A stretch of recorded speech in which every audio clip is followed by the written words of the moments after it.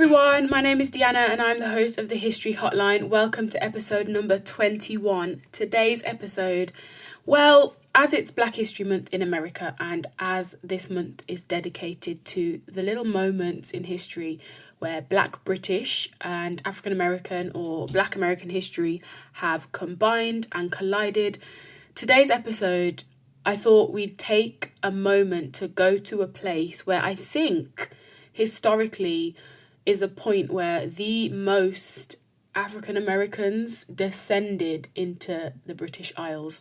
And I think it's probably, a point in history where there were the most amount of Americans on British soil who were not here to stay permanently. And that is, of course, during the Second World War. The main and specific focus for this episode will be the Battle of Bamber Bridge, but we'll also be remembering different points during the war where riots took place, the Battle of Bamber Bridge being one of them, due to racial tensions just really heating up and rising and overflowing, I guess, and creating big riots, uprisings, or even in some cases violence. And so the Battle of Bamber Bridge took place in Lancashire, and I'm happy to announce that because I've been trying to steer away from London-centric histories because a lot of Black history that we think about centres around the capital city, which is all well and good, but there were communities of Black people all around Britain, and at different parts and stages in history, they had different struggles and different, narratives and discourses, and I think they need to be included. And so last week, obviously, with Malcolm X visiting Smethwick in Birmingham, we were in Birmingham, and this week we will be focusing primarily on Lancashire. And if you think about it logically, really, when we're thinking about war, the major cities were not really where army bases were going to be. There weren't going to be an army base in London because it was a big city. There was a blitz where all the lights literally had to be turned off during the night so that the enemy could not see the fact that it was a big city and bomb it and cause, the majority of casualties and high numbers of casualties because there were so many civilians and people living in big cities, whereas in the countryside it was more spread out. And if you dropped a bomb, say, on a field, it would probably have less of an impact if you dropped it in the middle of central London where a lot of people lived. So the main points of, I guess, contention when we're thinking about race relations during World War II in Britain are not going to really be in big cities. Although, if you remember back to the episode, I think it was called Races Riot, when we thought about the 1919 riots in Cardiff. Obviously, in the context of Wales, that is a big city. No tea, no shade. But yeah, so in some situations, in some cases, race riots during periods of conflict did happen in bigger cities, but in the case of World War II, that was a little bit less likely. At this point, I do want to take a little moment to give a shout out and a thank you to a listener called Chastity. She commented on an Instagram post, I think the original one where I was like, we're going to be doing African American and Black British history this month. And she said, are you going to be talking about the Battle of Bamber Bridge? And it was something I'd heard of, but not something I'd researched in depth. But I did want to do an episode about war because I think it's just, as I said, the moment in history where we have the most kind of African Americans on British soil. You've got American racism meets British racism. Who wins? Who gets to be the most racist? It's a big battle. And so thank you for alerting me to the Battle of Bamber Bridge and reminding me of it because it fits perfectly into my not wanting to focus on London little idea, and also, it fits into this narrative when we're talking about war. So thank you so much for that. And honestly, if you're listening now and you're thinking, I would love if you could do an episode on whatever it is you want me to do an episode on, just let me know. I might not be able to do it in the next few weeks because I tend to plan my episodes quite far ahead, just because if you don't, it gets to a Saturday or a Sunday and I don't have a clue what I'm going to record. And if you have sent me a request and I've said I'm going to do it, I am definitely going to do it. There's a few that are coming up next month and in April. That's how far ahead I plan. But they are coming, so please, be patient with me.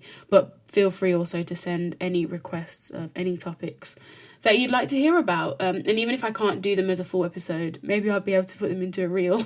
Because if you follow me on Instagram, you will know how much I have enjoyed my reels.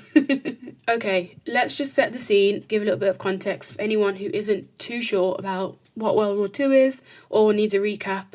because I feel like, you know, there are a lot of topics in history that we take for granted that everyone just knows everything about. I do that sometimes, but World War II, obviously a global conflict. Essentially, Britain are against Germany, if we want to really simplify it. You've got the Allies who are backing Britain, and they include France, although France kind of falls quite midway into the war. They are just overcome by the Germans, so they aren't really a great help anymore. We've got the Americans who come in a little bit later into the war. World War II started in 1939, ended in 1945, just if you want to get your mind into the context. We're in the 40s, so late 30s, early 40s. So you've got America, you've got the USSR, who are also allies, and then on the side of Germany, you have Italy, I believe, and I think Japan. They were a big force because obviously, you know, the war kind of ends with Europe kind of finishing off and America and Japan going at it, and America ending up dropping 2 atomic bombs on Japan. That's not even this podcast. That's a whole nother episode, a whole nother podcast, a whole different mind frame and time space for that. But yeah, that's the context. So we've got America coming into the war a little bit later on. It starts, you know, in Europe, but it is a global war. You have regiments in Africa, you have regiments from the Caribbean. So many Caribbean islands paid ridiculous sums of money to help the armed forces in Britain fund whether that be aircrafts for the RAF or different kinds of ammunition or fuel, or there was so much money given to Britain from the Caribbean colonies to help support the war effort. And obviously they also gave men and women in the form of RAF workers. In the women's cases, they worked for the ATS, which was the Auxiliary Territorial Service, and they were obviously in the army. There was a West Indian regiment. They also came, I think there was a Honduras regiment of forestiers, I think they're called, the Honduras Forestry Regiment, and they came and they literally went to Scotland and they helped to cut down trees and like work on the kind of lands in Scotland. But they were literally, the amount of manpower needed for this war, it got to a point where, you know, in the case of the British, there was a lot of like, we cannot accept coloured women for service during this war. There was a lot of that from the War Office, but it quickly went away because they realised how much manpower they were going to need during this conflict. Now, my previous research on World War II has been from the angle of Caribbean regiments and the experience of Caribbean women, especially during World War II. That was one of my dissertation chapters. And so I have the, I guess, pleasure of seeing it from 2 sides of the idea that, first of all, there were British people that were volunteering for service with many motivations and intentions, mostly to fight for king and country. It was the ultimate sacrifice, that kind of rhetoric. Whereas in the Caribbean, there is an element on top of that kind of idea of fighting for king and country, also supporting the motherland. That came up quite a lot in interviews done with people that ex-servicemen and women from the Caribbean, but also the opportunities that it could provide, the skills that they could learn and gather during war, which they could then go back to their home countries or afterwards move to Britain and use said skills. And so a lot of the Caribbean regiments that obviously would have been recruited in the Caribbean, to get to Britain by boat, they would have gone via America, and a lot of the time they did training in America. And a lot of the comments made by the British recruiters were that, when we go to America, we don't want to offend the Americans, so if you're black, if there's segregation in the state you're in, you need to follow that. Don't kind of offend them because we need them in the war. And I used to think that the British were quite cowardly because they were like pandering constantly to the Americans' racism, the colour bar that they upheld, segregation and Jim Crow, and enforcing that onto their officers if they were black or white, whether they were from the Caribbean, from Britain or from America. And I always thought that was quite cowardly. But the more I think about it and the more I research into it, I feel like they weren't against necessarily the racism in America, and the state legislated racism that existed. I think if they were, they would have said something or done something more. And I know it was a conflict at the time, and it's not really maybe the time during war to be questioning people that are supporting you. But yeah, the more I think about it, I know that the War Office held these views as well. They didn't necessarily want to see forces integrated. They wanted the separatism. They believed in the superiority of white men. And so they weren't really too kind of far off from America in their views. Now, this is all extremely extra wild, because when you think about the war they're fighting against Hitler and Nazi Germany, which we all know is, that war is told to us as if it was this big moral dilemma that Britain were fighting against the Nazi atrocities that they were committing towards Jewish people and political prisoners and gypsies and Roma and black people and homosexual people and anyone that just wasn't a Nazi and not fitting into that Aryan ideology of white supremacy. Yeah, we're told that it was a war of, we're fighting the fascists, we're fighting their extreme views, we're fighting the kind of immoralness of what they are doing, yet you at home are doing things in the name of the same form of racism but towards black people instead. And fair enough, they didn't take it to the level that Nazi Germany got to, the horrific Holocaust and concentration camps and the final solution and all that. However, in America, black men are being lynched on a daily basis. In Britain, it's not much better, although as we've kind of discussed, Britain's racism can be quite covert a lot of the time and quite subtle and a little bit more institutional.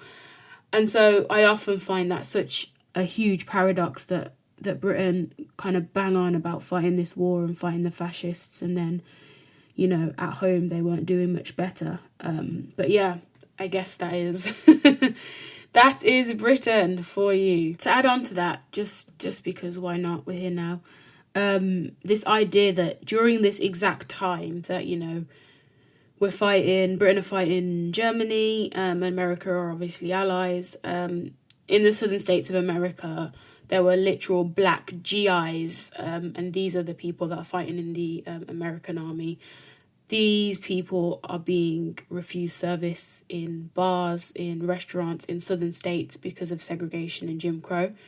But in the same exact states, German prisoners of war, the actual enemy, those that were literally commissioned, paid, their job was to kill American soldiers, British soldiers, and to forward the movement of Nazism, they are being served. They are prisoners of war, don't get me wrong. I don't believe they should be treated anyway, negatively or horribly, but I feel the fact that you have black American soldiers that are giving up their lives, potentially putting their livelihoods, and that of their families at risk to fight for, America, yet they aren't even allowed to be served because of the colour of their skin. But the whiteness of those German prisoners of war supersedes the fact that they were, and kind of in ways are, the enemy. They had better treatment, preferential treatment to American soldiers. When you think about it, it's crazy to me. And in this context of America, Washington, they blame the southern states and for the racism, and it's what's happening in the South. It's Jim Crow. That's what it is. And Britain blamed America because that was easy. We don't want to offend the Americans. Whatever they say, we'll just do it. And the same thing occurred wherever American troops would go. So white American troops in the Caribbean, they demanded to be served first. They'd often use the N-word. They were quite derogatory towards the locals, and a lot of the time there were clashes, especially in Jamaica. Of course, it would be Jamaica. Jamaican youths, they banded together on one occasion and rose up against the white American troops that were in a bar demanding to be served before other black people. When you're in Jamaica, which is a majority black country, make it make sense. But this entitlement of being a white American soldier and a white American man, this entitlement is deep rooted and long lasting. It still exists today. They carried that with them as they travelled the world, and I think war is a very interesting time. I hate war. I think it's abominable. I think it's just so ridiculous that you're literally just killing people where you could just sit down and have a chat. I don't understand. I hate war, but I really find it interesting the way that the world continues or doesn't continue when war is on. And I think we've had a lot of comparisons during this pandemic to war, you know, looking out for your neighbour, you're stuck at home, you're not living the life you'd like to, you can't do things that you would do normally. But it's interesting to kind of note the things that still happen in, like now, a pandemic, or back then during a war, and racism was one of them. And it's the same in this pandemic, you know, it's manifested itself in different ways, but it still exists. So let us move on to Britain. What was happening in Britain? We've got all these black people, black troops, American troops, everybody is in Britain. Let's think about what happened. So for this little part of the podcast today, I read an article. Look at me go. No, I read a really good article that I would actually recommend if you can access it. One thing I've realised is I'm not going to be a student or registered as a student for much longer, because I'm not one. And I use a lot of articles that are like on the like JSTOR or TNF, whatever, that require institutional access. And I've just realised, like, well, I've not just realised, I've known this, but academia is so inaccessible. All of these articles that all of these historians are writing that are all really good and groundbreaking and making all the points, they aren't available for all the peoples to read. And I'm even thinking I'm going to recommend this article, and like, unless you're at university or someone can give you a login or you pay for a membership, then you can't even read this article. And it's such a big problem in academia. Like, this work is not disseminated down for people to read outside of the wonderful ivory walls of those ivory towers, as they're often referred to. Anyway, article is it's by Neil A. Wynn spelled W-Y-N-N, and it's called Race War, Black American GIs and West Indians in Britain During the Second World War.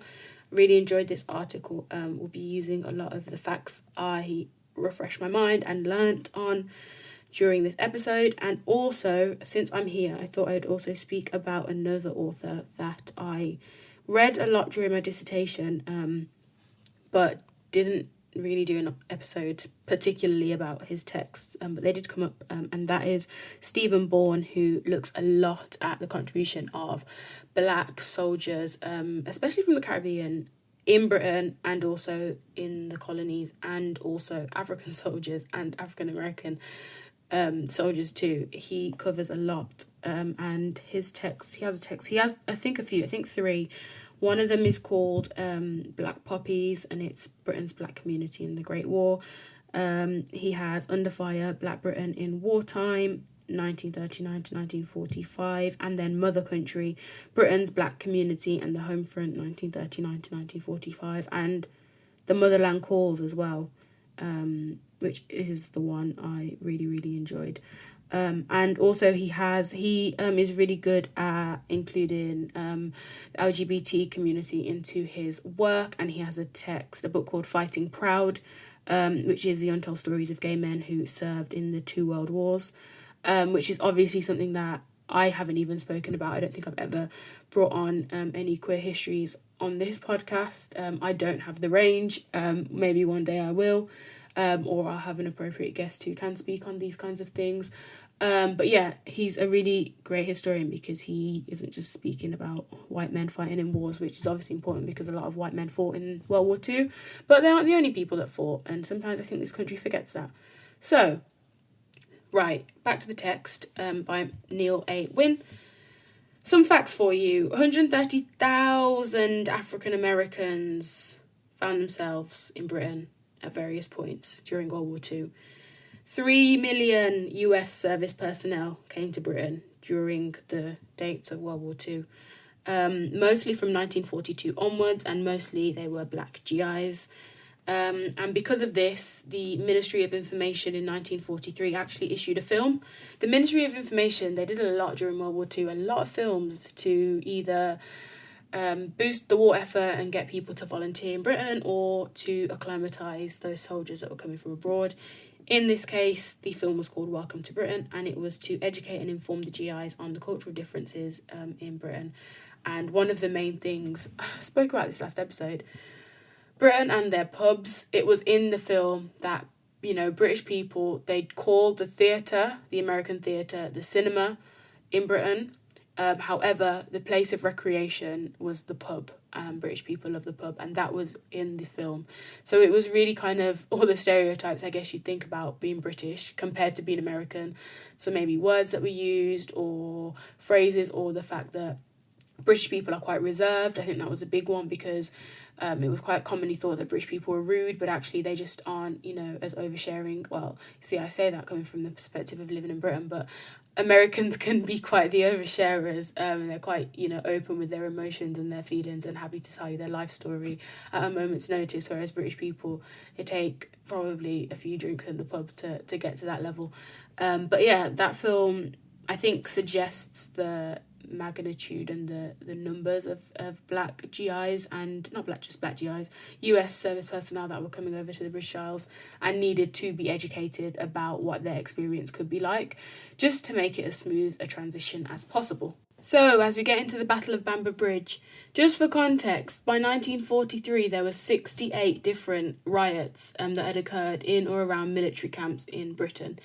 In the UK, the heaviest concentrations of soldiers and US personnel were in the southwest, the east and the northwest. As I said, not really in any of the major big cities. However, because of this, I think any migration of black and maybe Asian people that would have occurred before the war or as a result of World War One, the people that were now affected by these migrations due to the war would not have been people that were privy to living with or living around black and Asian people. And so we're speaking about kind of villages like Lancashire, really small towns, Tewkesbury, those kinds of areas, Taunton. And so, I think it's a different experience to maybe when we think about post-war racism, because at the end of the day, all these soldiers were here to fight for Britain, and I think there was a level of acceptance of that. Whilst there was still a lot of racism, as we've said, there were 68 riots, there was clearly a substantial amount of racism and racial problems and tensions. There was an understanding, I would say, with a lot of British people that, these soldiers are here to fight for us, for you. They are here to make the situation go away as quickly as possible by defeating the enemy, Hitler. And so I think racism was probably kind of ebbed a little bit, and a lot of the Windrush generation that then came over after the war were quite surprised at how people's tone, their attitudes towards them as black men and women had changed, because during the war they were all kind of more welcoming and more friendly. As I said, that doesn't negate from the fact that there were still racist people, they still made racist comments, there were still racist policies, people still tried to enforce segregation in their little pubs or restaurants or hotels or whatever they owned, but it was substantially less, or notably less, shall we say, than after the war. So, during the Second World War, Bamber Bridge, which was an area in Lancashire, they hosted a lot of American servicemen from the 1511th Quartermaster Truck Regiment, part of the 8th Air Force, and their base was situated in Bamber Bridge, and it was Air Force Station 569, and they were a squadron of the Royal Air Force Air Cadets, so they were also accompanied by US military police, military police would kind of police the soldiers in their new landing spots or their new places of living, essentially, and so they would have to obey the law of the US Army or Royal Air Force or whatever squadron regiment they came from. They would have their laws and the military police would enforce them. And so one of their laws was segregation. Funnily enough, Britain let them do that because why not? Don't want to offend the Americans. And I think following on from an event in Detroit in 1943, the Detroit race riots, I think America was quite scared that these riots would be replicated. The military police were definitely afraid. It was literally like 3-4 days after these riots. I will let you have a Google of them in your own time because I don't want this podcast to be 7 hours long. So those riots occurred, and then a few days later, laws were passed in Bamber Bridge that some places would have to be segregated. Now, we are talking about a specific regiment that is at Bamber Bridge, and the US Armed Forces are racially segregated. And so the soldiers of that 1511 quartermaster truck were almost entirely black. However, only one of the officers were black and the rest were white, and all the military police, the MPs, they were all white as well. So it's interesting, you've got a whole heap of black soldiers being policed and being led by white men, white soldiers, and white commanders. This service unit was seen as a dumping ground for less competent officers. So the officers leading them are not only white, but they're also less competent. And the leadership in that unit was known, and I've read this in a few places, known to be very poor.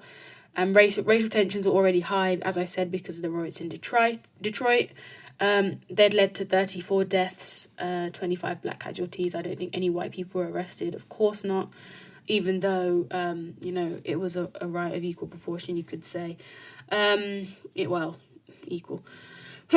So, the people of Bamber Bridge, they actually supported black troops. And so, when they did, the American commanders and the military police decided that there would be a colour bar in the town. All 3 pubs in the town, it's a small town, they got 3 pubs. They said, black troops only then. They literally picked the black troops, which at first I was like, oh my gosh, that's so nice of them. And then I was like, actually, you know what? If you're smart, you would pick the black troops because there's loads more of them. There are obviously, the US Armed Forces, as I said, are racially segregated. All of the pretty much soldiers in that unit are black, and only the officers are white in the military police. So really, numbers-wise, if you're actually thinking about it from a business perspective, it makes the most sense to have the black people coming into your pub because you're going to make more money from them. They're soldiers, they like to have a good time as well. But also, I would like to add that a lot of interviews done with people that lived in towns that were now inhabited by American soldiers often said how friendly the African American soldiers were, more so than the white American soldiers, who were quite entitled and sometimes kind of came throwing their weight around, demanding to be treated in the way that they wanted to be treated. And so, a lot of the black troops were actually kind of they were treated preferentially in some ways. It's weird because they were being, policed by these white military police, and segregation was a thing. And obviously some British people were racist, but then a lot of them weren't, because at the end of the day they were fighting a war that they were happy to see them help and support and fight. So it's a very multifaceted issue. There's no black and white, lots of grey areas, I would say. Okay, so on the night of June 24th, several American troops from that same regiment were, following the pamphlet that said British people love a pub, and they were drinking with the locals at Bamber Bridge at the Ye Old Hob Inn, which actually is still there on Church Road. If any of you listeners are in Lancashire and want to go, well, not now, it's pandemic, it's lockdown, but that pub is still there. I wonder if anybody has ever been past it or, knows it. But 2 passing military police were alerted after soldiers inside the pub attempted to buy beer after last orders had been called. They were trying to get a drink after the last orders. It's not really a crime.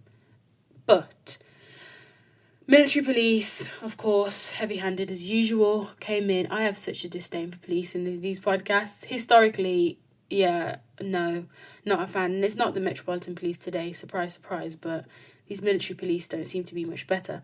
So they arrest Private Eugene Nunn for a uniform offence, a minor one at that, and then an argument broke out between the military police on one side, the African American troops on the other, and the locals who are backing the African American troops, which, adds a bit of a dimension to it. And because, I don't know, these military police they're not British, they're Americans, and they have come to police the soldiers in Britain, but who's policing the locals? Who has the authority? That's my question.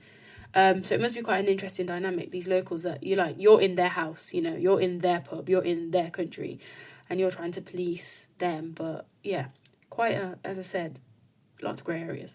Anyway, it escalated quite quickly. I could imagine so. It's a pub, there's alcohol going around. people are probably not of completely sane mind.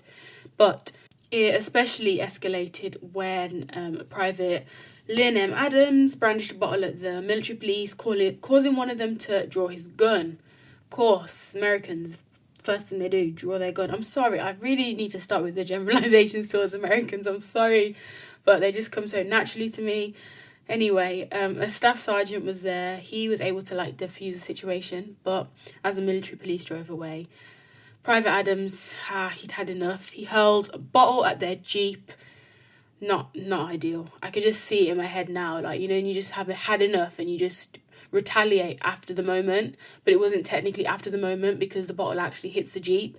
So the MPs, military police that is, they picked up more of their more police, and then decided to intercept the black soldiers who were on their way back to the base. So the thing had died down, he threw the bottle at the jeep, things had stopped, but they hadn't, because in the jeep, the military police were like, oh, we need to get back up, got their back up, and then they came back for the soldiers because, they had to, they just couldn't let it go.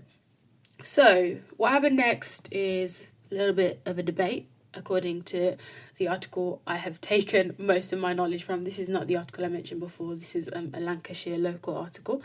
And so, Private Nunn apparently may or may not have punched a military police officer, and that caused violence to break out. One of the military police fired his handgun, that hit Private Adams in the neck, and then it kind of just escalated. I feel like it's a bit of a Mangrove 9 situation where so-and-so said this was done by the police, so-and-so said a protester did that. Did he hit him? Did he punch him? We don't know. A fight broke out regardless. But the soldiers, obviously, they're soldiers, they're armed, and they decided to arm themselves against the military police because they had a fear, following on from the Detroit riots, that these military police were actually just targeting black soldiers. And so, they wanted to protect themselves. They also wanted to make sure no civilians were harmed. And I think this is quite interesting, and I think it quite kind of shows the solidarity maybe between the locals and the black officers and the black troops. So by midnight, jeep loads of military police arrived with an armoured car. Wow. And it was fitted with a machine gun. Can you imagine this in a small Lancashire town, please, of Bamber Bridge, outside the old pub inn, whatever it was called. And British officers, they're also there. They claim that the military police actually ambushed the soldiers and a firefight began in the night, as in gunfighting in a little small town in Lancashire, when we're meant to be fighting the enemy, the Germans. You're fighting each other in Lancashire. Make it make sense. This, honestly, I love a battle. I know I find them absolutely ridiculous. Obviously, it's war, silly, that people are killing each other, shooting each other. But this, to me, is extra ridiculous because you're just fighting the wrong people, aren't you? Not that you should be fighting anyone, but you are most definitely fighting the wrong people in this situation. Yeah, the troops told the locals to stay indoors. As I mentioned, they wanted to protect them, and they made sure that all fighting ended by 4 a.m. And that there were obviously no civilian casualties, or none of the locals were hit. Only one soldier died. I say only, one is too many. We know this. Private William Crossland. He was killed and 7 others were wounded. Private William Crossland was a white soldier, and he was the only one killed, as I mentioned, and 7 others were wounded. I believe 4 or 5 of them were black soldiers. And of course, the consequences of the violent melee. No less than 32 soldiers were found guilty. Several crimes: mutiny, seizing arms, firing upon officers, and more at a court-martial in October 1943, so a few months later, in a nearby town.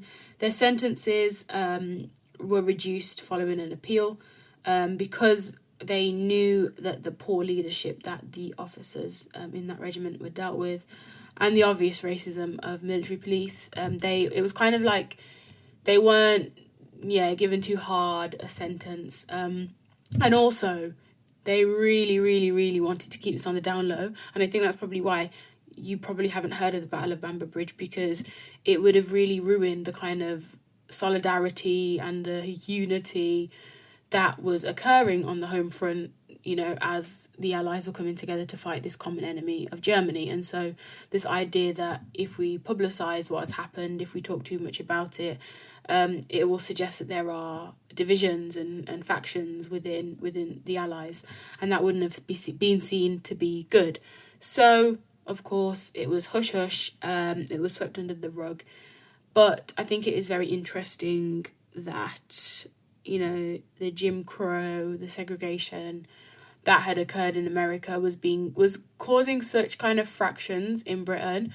And I think if Britain had said at the start of the war, like, you're not doing this here, you cannot, it's simple as, because we have black people here, we have black soldiers from the West Indies, from Africa, from all these countries, you're not doing this here, I think America would have had to have obliged, they would have had to have listened, or they would just not have been part of the war. That would have had a whole different outcome maybe. But I genuinely believe that Britain were fine and okay with the racism that America brought with them. I don't think they were necessarily opposed to it. And by Britain in this context, I mean the powers that be, the government and systems in place, not the locals who clearly in this case, supported the black soldiers and understood what was really going on. So that was the Battle of Bamber Bridge, and it wasn't the only battle. There were riots. I think there were in 1943, I said, there were 68 different clashes and riots, and most of them were kept under wraps, kept very quiet and hush hush. But I don't know if anybody's watched Small Island, either the BBC adaptation or read the book or watched maybe the National Theatre production of it, which was absolutely incredible. Best theatre I think I've ever seen in my whole life. Maybe because Small Island is literally one of my favourite books. But I always remember the scene where I think it's Gilbert Joseph Roberts, who is Hortense's husband, he is in Britain in a small town that I don't remember the name of, but it's where he encounters white American GIs or whoever they are, soldiers, and they try to basically enforce their little Jim Crow segregation, but he is Jamaican. He's not, he's heard of obviously Jim Crow, he knows about segregation in America, but he's we're in Britain now, what are you doing? And they try to, kind of say you're inferior. I think it's different in the book, the play, and the film, it's a different scene, but in all of them they all equate to this white American soldier telling this Jamaican soldier where he can and can't go, what he can and can't do, and putting him in a position of inferiority. And I think it kind of perfectly sums up the situation that was happening during the war, because it was white America trying to enforce their racist policies and ideologies all around the world whilst fighting a fascist, make it make sense, and then Britain kind of passively allowing them to do so, but also secretly happy that they're doing it so that Britain can just say, oh, we don't want to offend the Americans at the same time. And then black officers across the world are, confused because happy that we're out of America as African Americans, maybe, because in Britain the locals are treating us better than we would be treated by locals in America. But then you've got the addition of West Indian soldiers who are now confused because they're not colonized by America, they don't answer to America in any way, shape or form, and they're not fighting this war for America, now telling them what to do. I just think that kind of really sums up war, and that crossing of American racism and Britain's passivity, is that a word? I think it is. They're just passive nature towards American racism and I guess being complicit in the system because they weren't trying to stamp it out. But that is all I have time for today. That's quite a long episode because I guess war is quite a lengthy topic when you think about it. But I hope you've enjoyed that episode and I hope you have a wonderful week. Despite what's going on and what you're having to do, I hope that this week will be wonderful and you'll be blessed. Thank you so much for listening. Please like, share, follow, subscribe on all the platforms and enjoy. Thank you so much. Bye-bye.